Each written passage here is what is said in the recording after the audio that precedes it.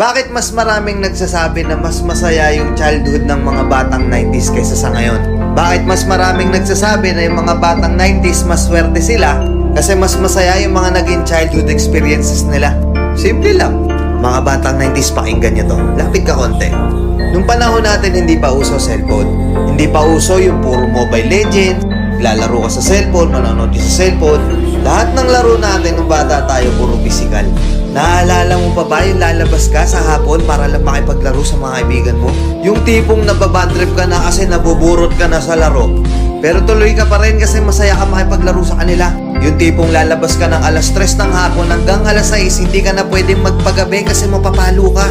Pero yung maiksing oras na yun para makapaglaro ka, pakiramdam mo ang haba-haba na. Naalala mo pa ba? Paggaling mo sa eskwela, madaling-madali ka kasi may papanoorin ka pa.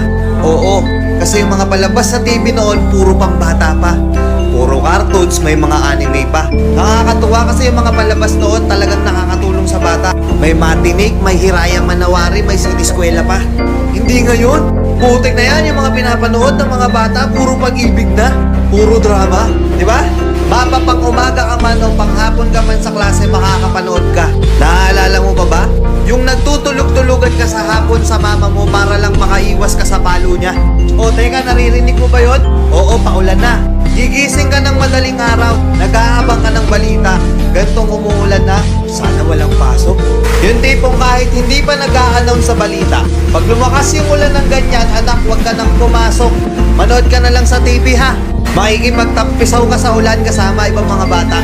Nakakamiss yung mga panahong wala ka pang pinoproblema. Nakakamiss yung mga panahong wala ka pang responsibilidad at obligasyon. Nakakamiss yung mga panahon nung ikaw ay bata pa. Pero napapansin ko, bakit hindi ko na nakikita yung mga ganong klaseng bata? Sa tuwing lumalabas ako, napapansin ko napakatahimik na ng iskinita. Hapon na, oras na ng paglalaro nila. Pero bakit ganon wala ng mga bata? Nasa na sila? Na-focus na sa kaka-cellphone. Hindi na lumalabas ng bahay. Mas minaigi na lang nilang mag-cellphone at manood ng mga bagay na wala namang kakwenta-kwenta. Iba na talaga panahon ngayon, no? Kasi ngayon yung mga bata hindi na nila ini-enjoy yung pagkabata nila.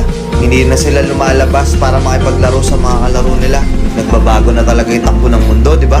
Kaya kung ako tatanungin, oo, masaya ako na naging parte ako ng batang 90s na to.